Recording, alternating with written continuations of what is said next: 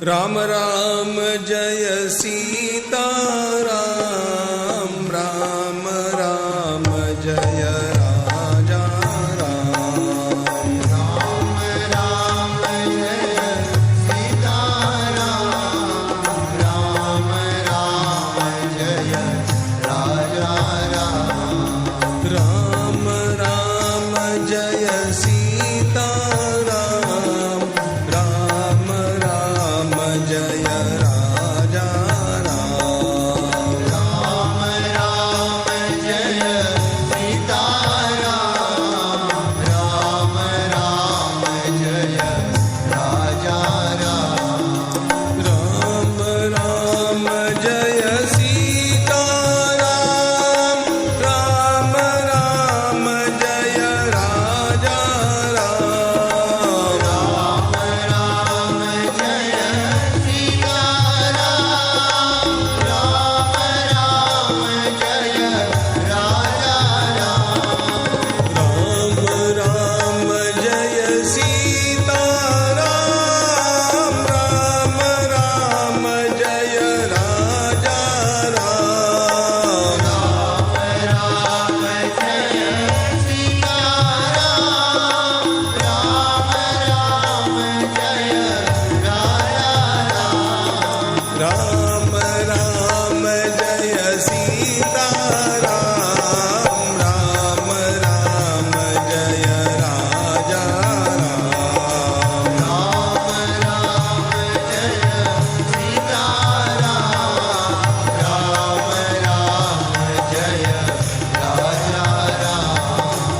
राम राम जय सीताराम, राम राम जय राजा राम। राम राम जय सीताराम, राम राम जय राजा राम। राम राम जय सीताराम, राम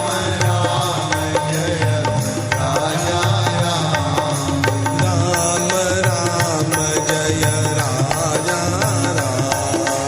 राम राम जय राजा राम। राम राम जय राजा राम। राम राम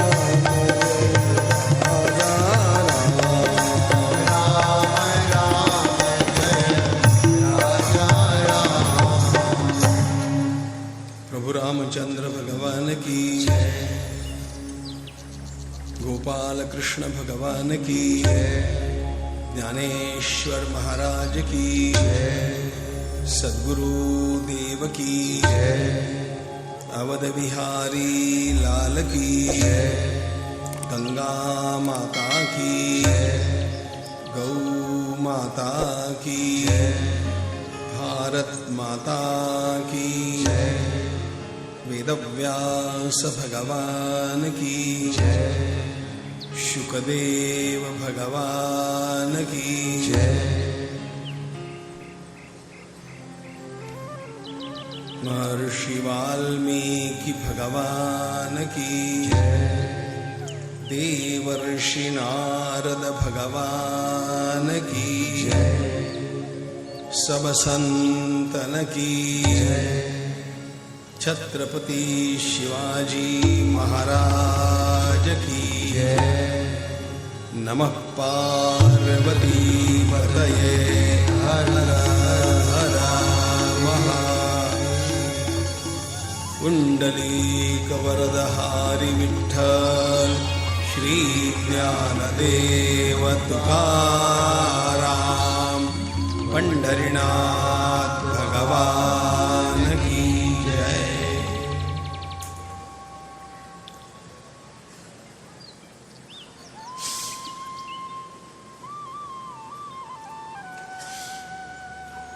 वर्णानाम अर्थसंघानाम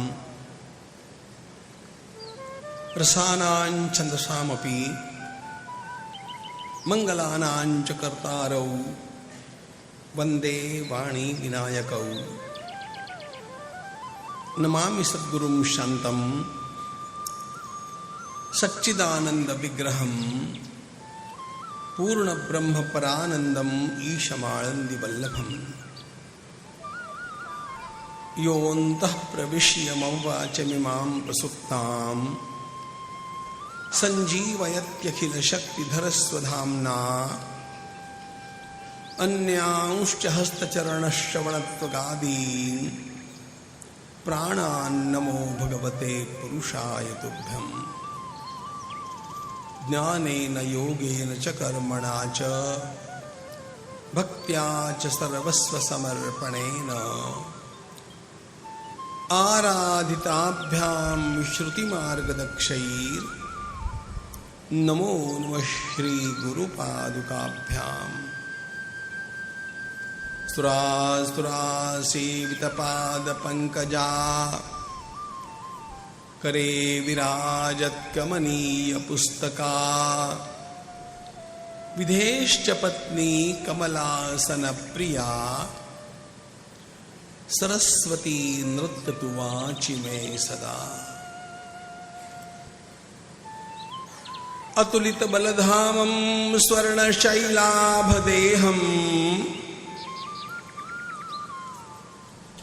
दनुजवनकृशानुं ज्ञानिनाम् अग्रगण्यम्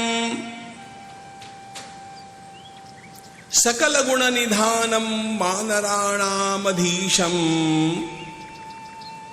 रघुपतिप्रियभक्तं वातजातं नमामि। नीलाम्बुजश्यामलकोमलाङ्गम् सीतासमारोपितवामभागम् पाणौ महासायकचारुचापम् नमामि रामं रघुवंशनाथम्।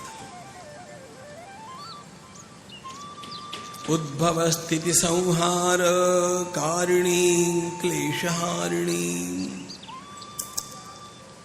सर्वश्रेयस्करीं सीतां नतोऽहं रामवल्लभा। कूजन्तं राम रामेति मधुरं मधुराक्षरम् आरुह्य कविताशाखां वन्दे वाल्मीकिकोकिलम्। माधुर्यरसकल्लोलां शिवशक्त्यैकरूपिणीम् अमृतानुभवार्थाय वन्दे ज्ञानेशनन्दिनीम्। यस्य वेदमयी वाणी यस्य देवमयी तनुः यस्य ब्रह्ममयी दृष्टिः स गुरुः पातु माम्।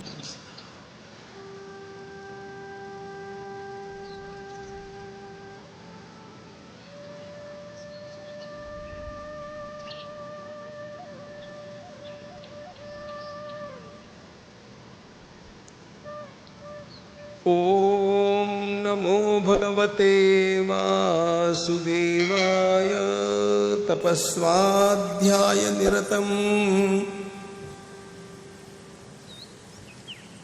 तपस्वी वाग्विदाम्बरम्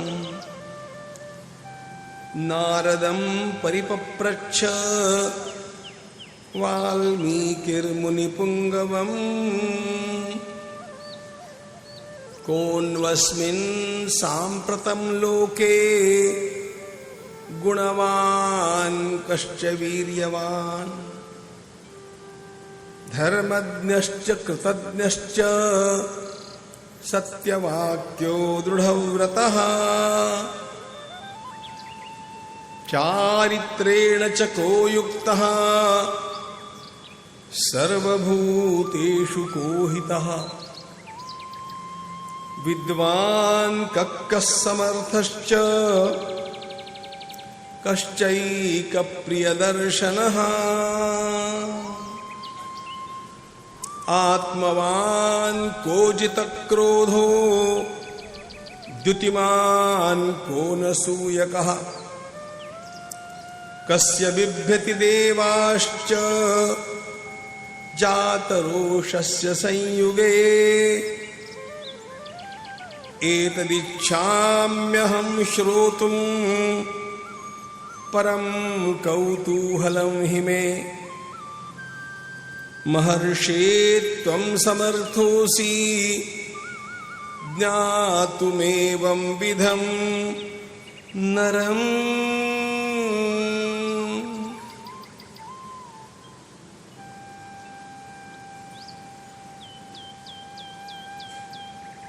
आनंदकंद भगवंताची आपणा सर्वांच्या वरती अपार कृपा की आज आपण त्या पवित्र चरित्राचं अवगाहन करण्याचा प्रयत्न करतो आहोत, जे चरित्र या भारतभूमीचं प्राणतत्व आहे. आपली भारतीय संस्कृती,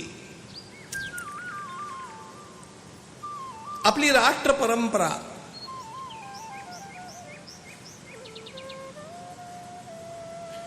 आपला संपूर्ण वैदिक धर्म ज्या एका नावामध्ये पूर्णपणे प्रतिबिंबित झालेला दिसतो ते नाव म्हणजे श्रीराम.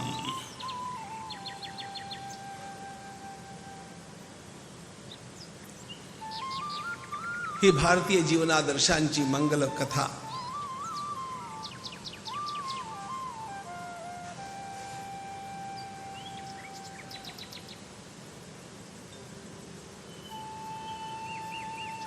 ज्या कथेचं अत्यंत मोठं वैशिष्ट्य हे की हजारो वर्षापासून ही कथा लोक पुनः पुन्हा ऐकतायत, पुनः पुन्हा तिचं मंचन होत आहे, तिच्यावरती नाट्य प्रयोग होत आहेत, महाकाव्य लिहिली जात आहेत, तरी पण त्या कथेचा रसाळपणा कमी होत नाही. कारण या कथेला वरदान आहे. यावस्थास्यन्ति गिरयः सरितश्च महीतले तावद रामायण कथा लोकेषु प्रचरिष्यति. महर्षी वाल्मिकींना जेव्हा भगवान ब्रह्मदेवांनी ही कथा लिहिण्याकरता सांगितलं, तेव्हा त्यांनी म्हटलं, वाल्मिके तुला सांगून ठेवतो आत्ताच की जोपर्यंत हिमालय उभा आहे, जोपर्यंत गंगा यमुनादी नद्या वाहतायत, जोपर्यंत ही सृष्टी आहे, तोपर्यंत रामकथा चालू राहणार, चालू राहणार आणि चालूच राहणार आहे. या कथेच्या प्रवाहाला खंड पडणार नाही. आणि हे आपण सगळीकडे बघतोच आहोत.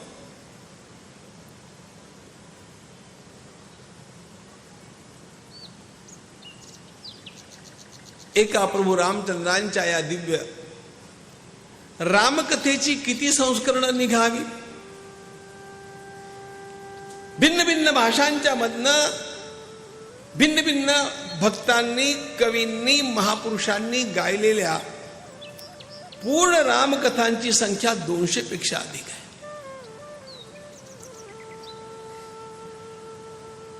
याचं कारण भगवान रामचंद्रांचा गोडवा असा आहे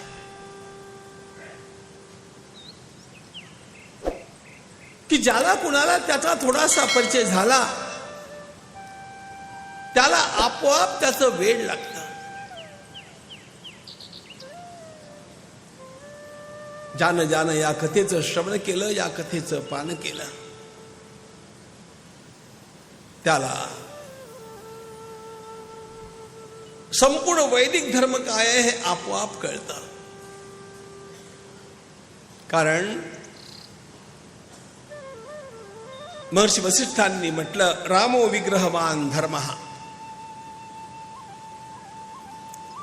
धर्म म्हणजे काय हे कळून घ्यायचं असेल तर भाराभर ग्रंथ वाचण्याची आवश्यकता नाही. फक्त एका रामाचं चरित्र बघावं म्हणजे आपोआप धर्म लक्षात येतो. भगवान श्री राम म्हणजे मूर्तिमंत धर्म. All moral values personified, that is Ram. सर्व जीवन मूल्यांची साकार मूर्ती म्हणजे भगवान श्रीराम. आणि एक आणखी सांगून ठेवतो मित्रांनो,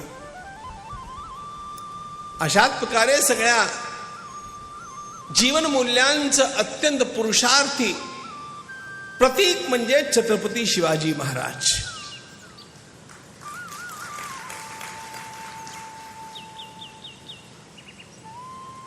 मला तर असं नेहमी वाटत आलंय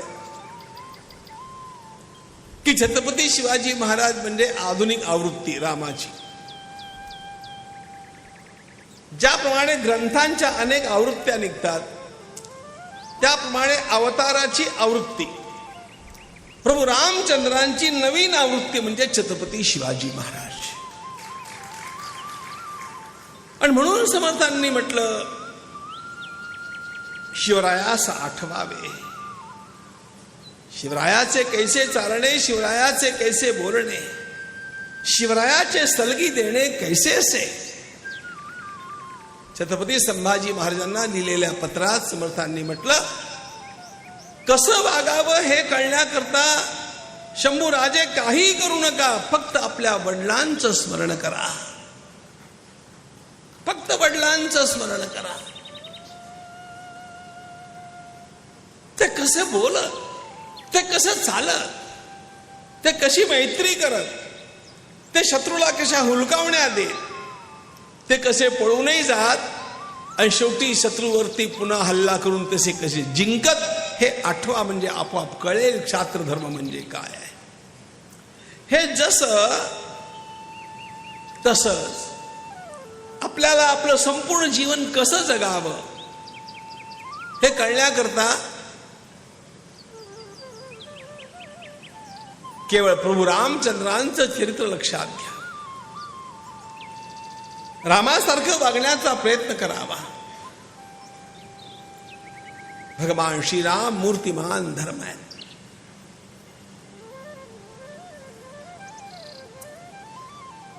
सेलूकर भाग्यवान आहे. इतक्या वर्षानंतर का होईना, पण आता या नवीन वातावरणामध्ये पुन्हा आपणा सर्वांना बसून रामचरित्राचं चिंतन करण्याची संधी प्राप्त होते आहे. ही संधी फार महत्वाची आहे. याचं कारण गेली 25-30 वर्ष प्रत्येक कथेमध्ये मी प्रत्येक कथेत आवर्जून सांगत आलो, मंदिर वही बनाएंगे, मंदिर भव्य बनाएंगे. आता या रामकथेत मला पहिल्यांदा हे सांगता येत आहे की मंदिर वहां बन गया, मंदिर भव्य दिव्य बन गया. राम आएंगे आएंगे राम आएंगे असं गात होतो. आता राम आ गये. आणि प्रभू रामचंद्रांच्या शुभागमनानंतर माझ्याही लक्षात नाही आलं की पहिली रामकथा सेलूमध्ये होते. खरं भाग्याची गोष्ट.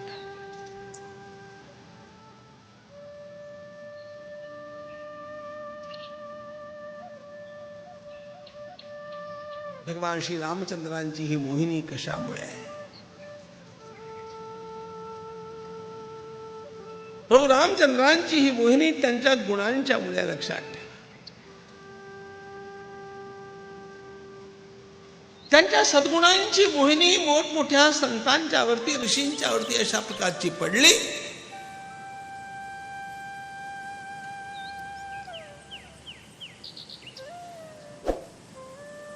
की त्यांच्या पलीकडे आणखी काही असू शकतं याची कल्पनाच कोणाला करता येत नाही.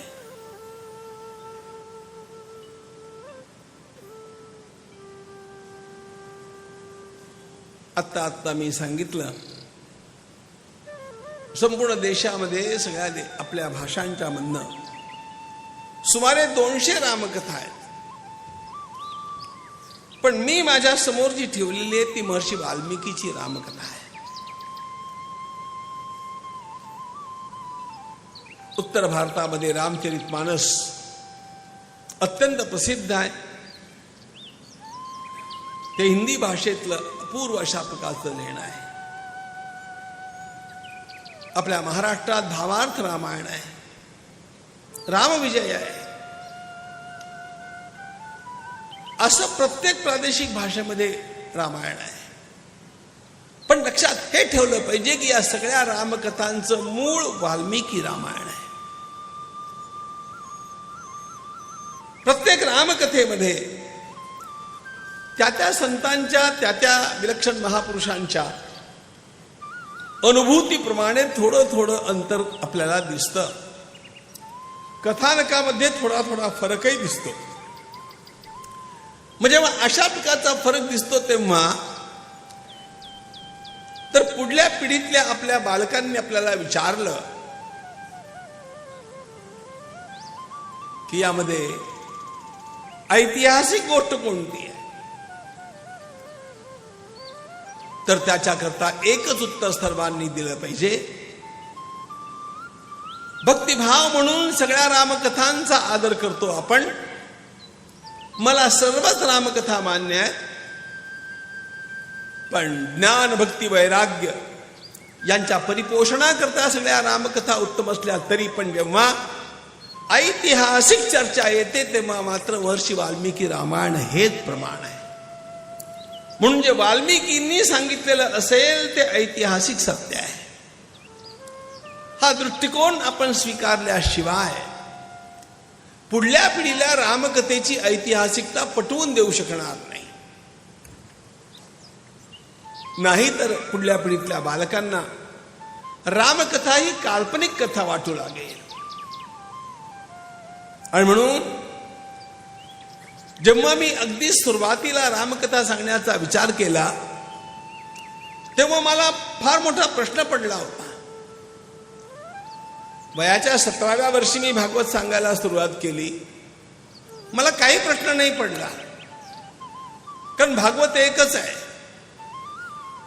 पण रामकथा सांगण्याचा विचार जेव्हा मी केला तेव्हा मला प्रश्न एवढ्यामुळे पडला की रामकथा इतक्या आहेत आणि त्यामध्ये सर्व कथांच्या मधनं थोडं थोडं अंतर आहे. माझ्या समोर तर पुढल्या पिढीतली बालकं असतात आणि त्यामुळे पुढल्या पिढीतल्या बालकांनी जर हे विचारलं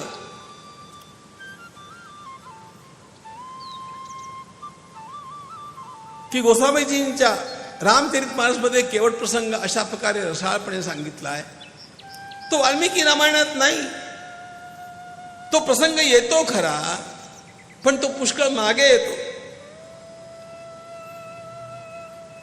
त्यामुळे हे खरं आहे की ते खरं आहे,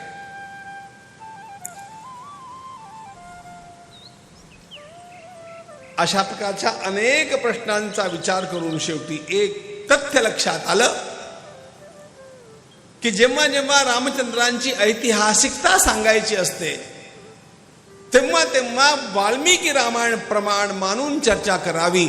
वाल्मिकी रामायण प्रमाण मानून चर्चा केल्यानंतर कुठे गल्लत राहत नाही, ही फार महत्वाची गोष्ट आहे. आणि विशेषतः पुढल्या पिढींच्या मुलांच्या करता हे फार आवश्यक आहे. भाविकतेनं श्रद्धेनं श्रवण करणारे आपण लोक, त्यामुळे मला सर्व काही मान्य आहे, पण तर्कबुद्धीला पटेल अशा प्रकारचा इतिहास कुठे बघायचा असेल तर तो या वाल्मिकीच्या रामकथेत आहे. आणि तुम्हाला सांगून टाक, वाल्मिकी रामकथेचं वैशिष्ट्य सांग. या संपूर्ण रामकथेमध्ये प्रभू रामचंद्रांनी केलेला एकही चमत्कार नाही, एकही नाही. वाल्मिकी रामकथेमध्ये चमत्कार दिसतील ते फक्त हनुमंतांचे आहे. प्रभू रामचंद्रांचं संपूर्ण जीवन मानवीय जीवन आहे. मानवीय मर्यादांच्या मध्ये राहून त्यांनी सगळं काही केलेलं आहे. प्रभूंच्या चरणाच्या धुळीचा स्पर्श झाला आणि पाषाणाची महिला झाली अहिल्या, असं वर्णन वाल्मिकी रामायणात नाही. ते काय आहे ते नंतर बघू.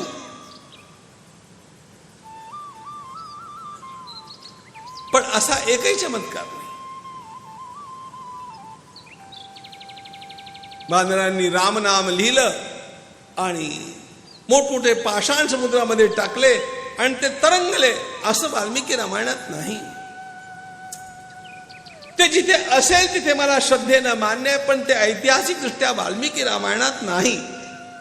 हे पुढल्या पिढीतल्या बालकांना सांगणं आवश्यक आहे आणि काही तरकटांना पण कळणं आवश्यक आहे. चमत्कार रहित, मानवीय मर्यादायुक्त भगवान रामचंद्रांचं जीवन बघायचं असेल तर ते आपल्याला वाल्मिकीमध्ये बघायला मिळतं. मग रामचंद्रांचं वैशिष्ट्य काय आहे? त्यांचे अपार सद्गुण हे त्यांचं वैशिष्ट्य आहे. हा सद्गुणांचा पुतळा आहे. सद्गुणांच्या शोधापासूनच रामकथेचा आरंभ होतो. चलूया आपण या रामकथेकडे, जी साकार झाली जेव्हा महर्षी वाल्मिकींच्या आश्रमामध्ये एके दिवशी देवर्षी नारद मुनी येऊन पोचतात. श्रीमन्नारायण नारायण नारायण श्रीमन्नारायण नारायण